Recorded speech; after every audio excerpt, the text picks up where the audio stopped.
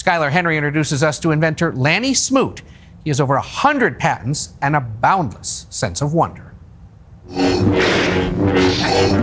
There's no mistaking that signature sound and glow. An icon of science fiction. This is my lab. That Jedi lightsaber brought into the real world by Disney's research and development team in Glendale, California.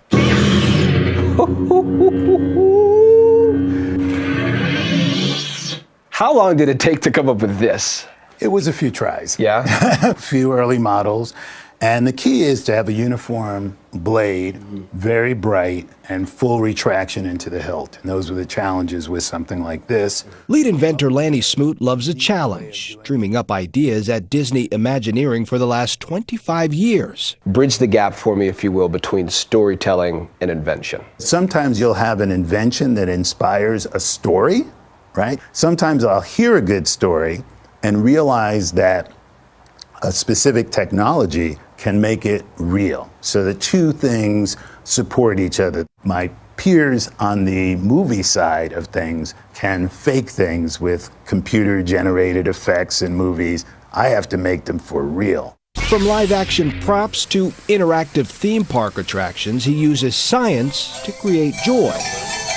But Smoot says his own story was improbable. Growing up in Brownsville, Brooklyn, with a wealth of ideas and encouragement, but very little means. When I was quite young, probably 12 years old, I saw a unicycle rider. I said, I want one of those. My parents were poor. I made a unicycle by taking the front wheel off of a tricycle because it had the pedals, banging a pipe onto the top of it, putting a bicycle seat on top of that, and rode that around. Let me guess, you weren't wearing a helmet either. I wasn't wearing a helmet, and by the way, those tires are not pneumatic. They're not air-filled, so it was a bumpy ride.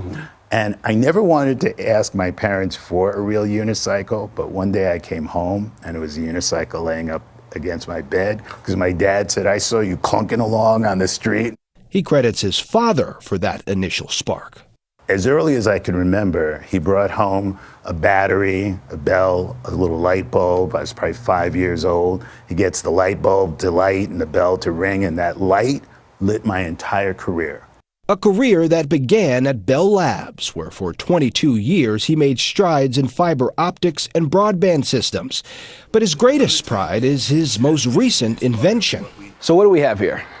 This is the hollow tile floor.